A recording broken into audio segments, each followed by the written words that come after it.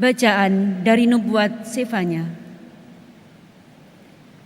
Bersorak-sorailah, hai putri Sion, bergembiralah, hai Israel, bersukacitalah dan beriang gembiralah dengan segenap hati, hai putri Yerusalem. Tuhan telah membatalkan hukuman yang dijatuhkan atasmu. Ia telah menebas binasa musuh-musuhmu. Raja Israel, Tuhan sendiri ada di tengah-tengahmu. Engkau tidak akan takut lagi akan malapetaka. Pada hari itu akan dikatakan kepada Yerusalem, janganlah takut, hai Sion. Janganlah tanganmu menjadi lemah lunglai. Tuhan Allahmu ada di tengah-tengahmu sebagai pahlawan yang memberi kemenangan. Ia bersukaria karena dikau, hai para penduduk Yerusalem. Ia membaharui engkau dalam kasih-Nya.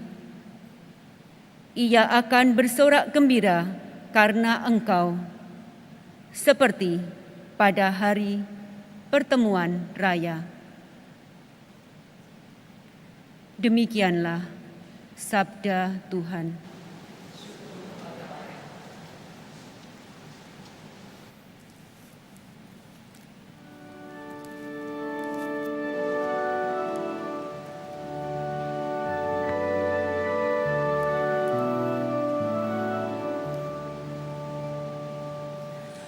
Berserulah dan bersorak-sorailah, sebab Yang Maha Kudus agung di tengah-tengahmu. Berserulah dan bersorak-sorailah, sebab Yang Maha Kudus agung di tengah-tengahmu.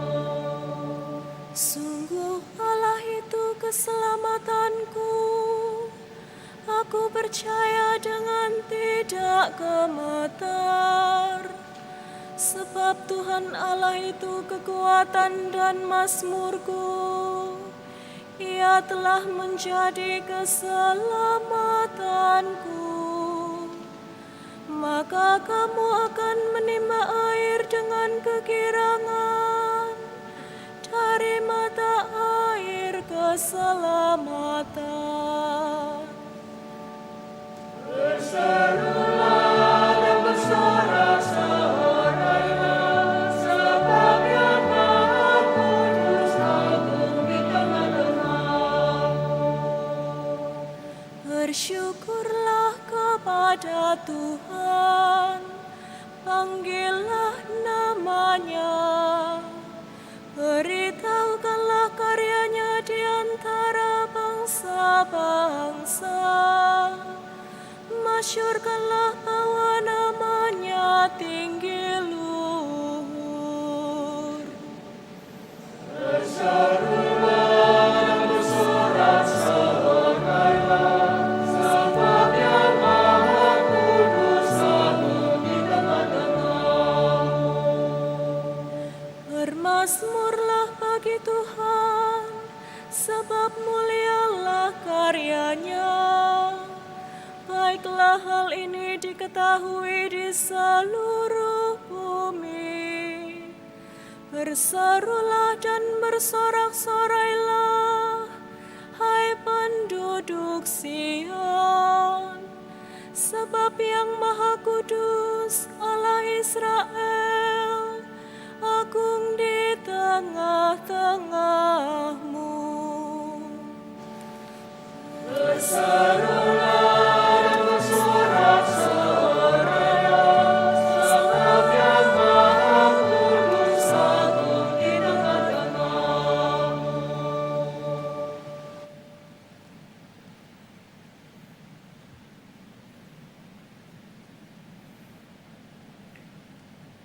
Bacaan dari surat Rasul Paulus kepada jemaat di Filipi. Saudara-saudara, bersukacitalah senantiasa dalam Tuhan. Sekali lagi kukatakan, bersukacitalah.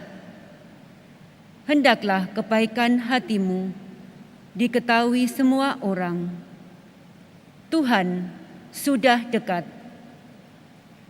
Janganlah kamu khawatir tentang apapun juga, tetapi dalam segala hal, nyatakanlah keinginanmu kepada Allah dalam doa dan permohonan dengan ucapan syukur.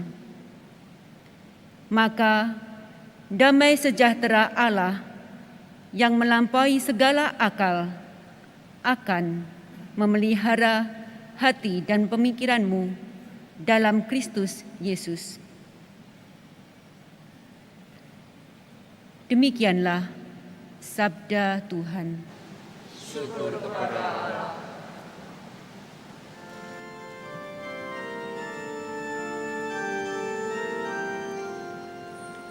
Haleluya, haleluya, haleluya, haleluya, haleluya, haleluya.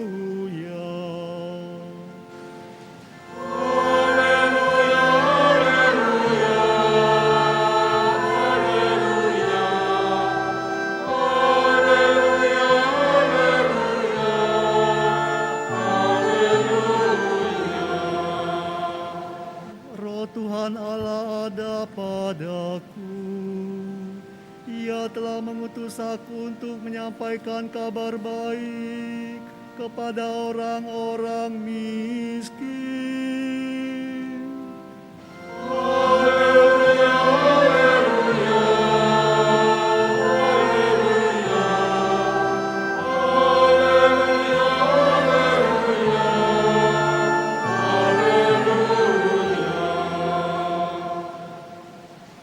Tuhan bersamamu.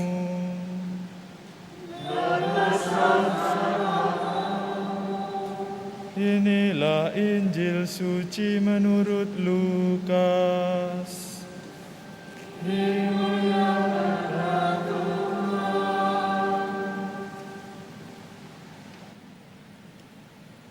Ketika Yohanes Pembaptis mewartakan pertobatan, orang banyak berkata kepadanya, "Jika demikian, apakah yang harus kami lakukan?"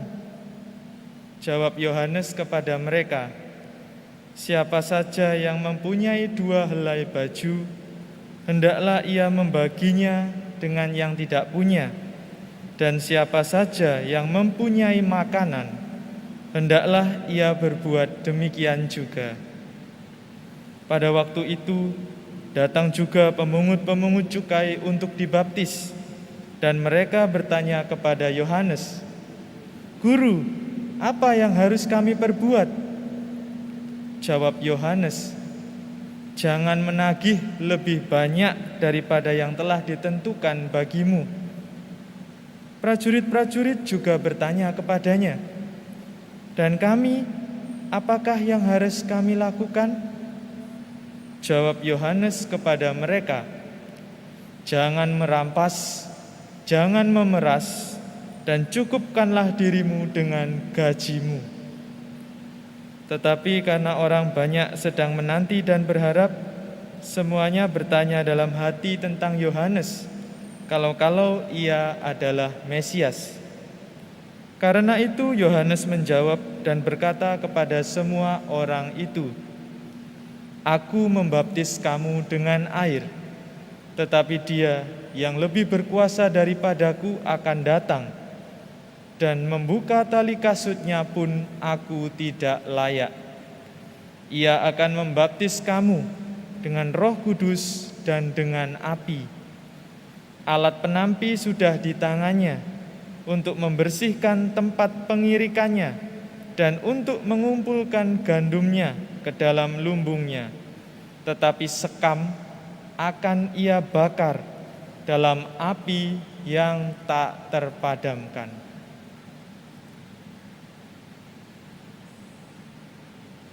Demikianlah sabda Tuhan.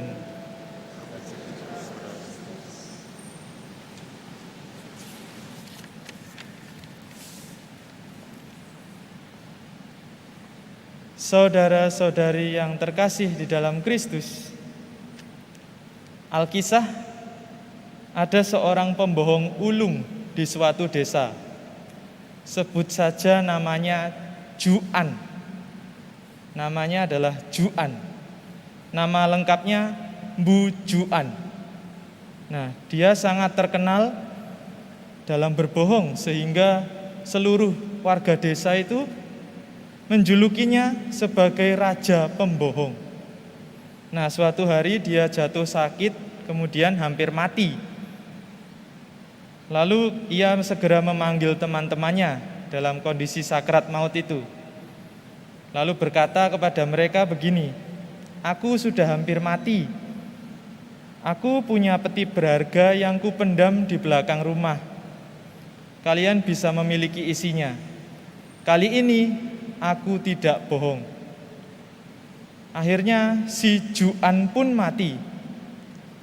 Tentu saja dengan semangat teman-temannya segera, bukannya malah menguburkan si Juan, malah segera pergi ke belakang rumah untuk mencari peti harta itu tadi.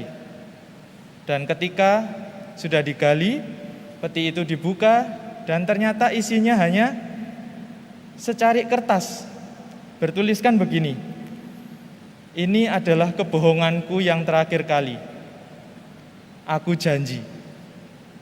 Nah, saudara-saudari yang terkasih, hari ini kita merayakan Minggu Advent yang ketiga, di mana gereja merayakannya sebagai Minggu Gaudete, yang artinya adalah Minggu Kegembiraan.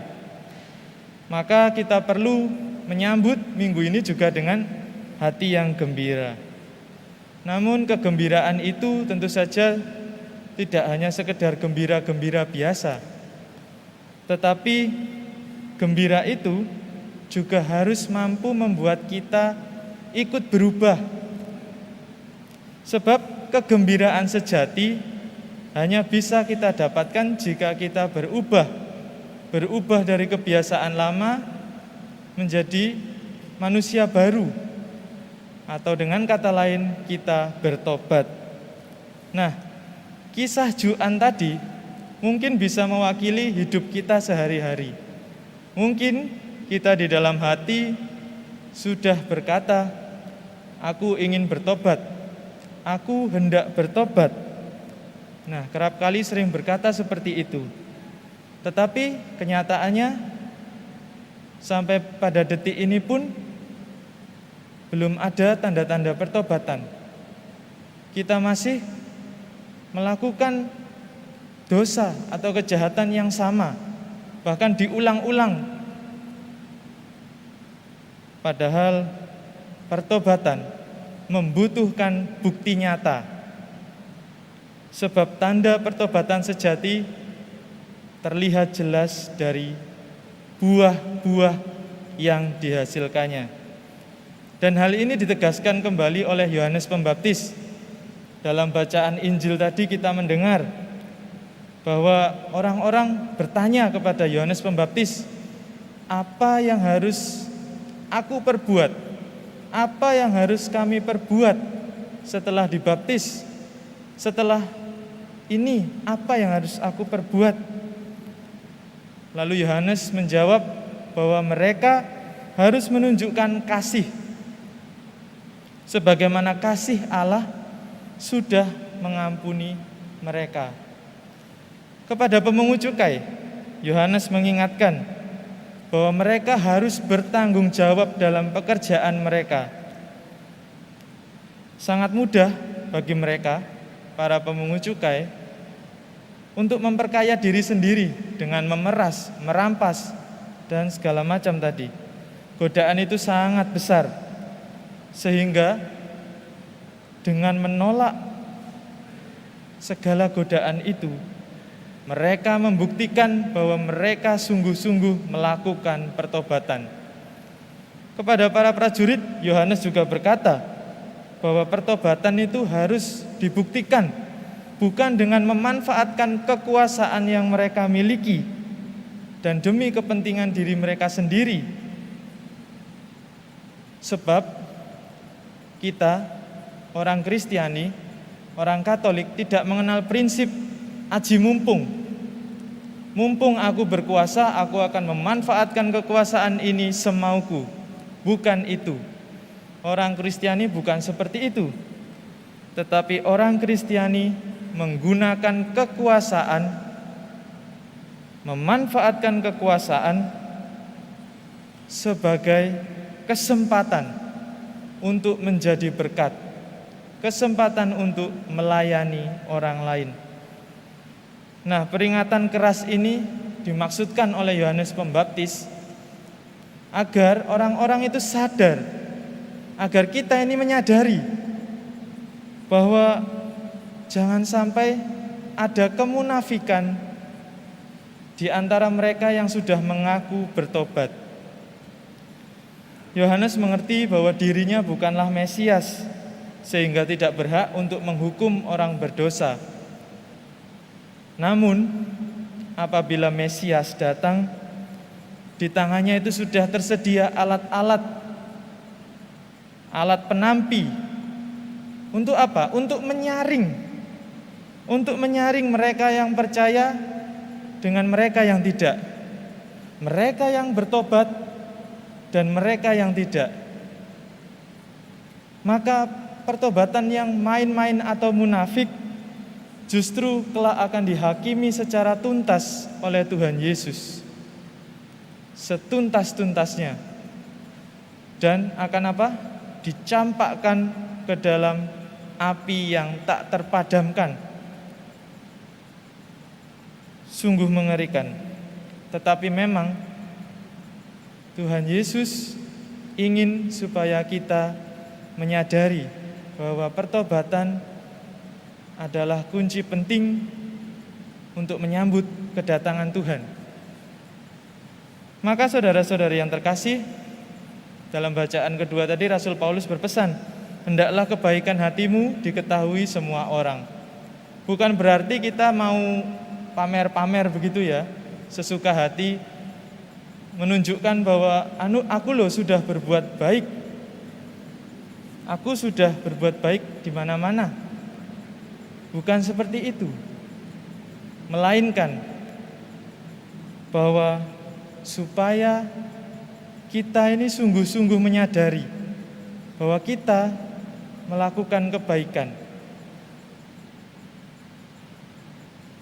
Saudara-saudari yang terkasih, maka pertanyaan yang bisa kita renungkan hari ini, adakah bukti-bukti nyata yang dapat dilihat atau dirasakan orang bahwa kita sungguh mengalami pertobatan dan berbuat kebaikan?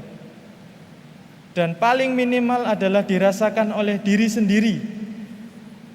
Karena yang dapat mengukur aku sudah bertobat atau belum tidak hanya Tuhan, tetapi diri sendiri. Biar orang lain berkata apa. Mungkin orang lain bisa mengkhianati, orang lain bisa memfitnah kita semaunya, tetapi diri kita sendiri yang tahu dan Tuhan yang tahu segala kebaikan kita. Maka semoga kisah Juan di awal tadi yang hanya bertobat tetapi di mulut saja bisa mengingatkan kita bahwa kita diharapkan oleh Tuhan Yesus untuk bertobat tidak hanya di mulut tetapi juga dari hati dan perbuatan kita. Maka semoga rahmat Kristus dan Roh Kudus membantu kita supaya dalam proses kita menantikan kedatangan Yesus, dalam menyambut Natal nanti, senantiasa memperkuat kita untuk bertobat, berani mengaku dosa, dan yang pasti membantu kita untuk tidak mengulang-ulang dosa dan kesalahan yang sama. Berkat Allah menyertai kita sekalian.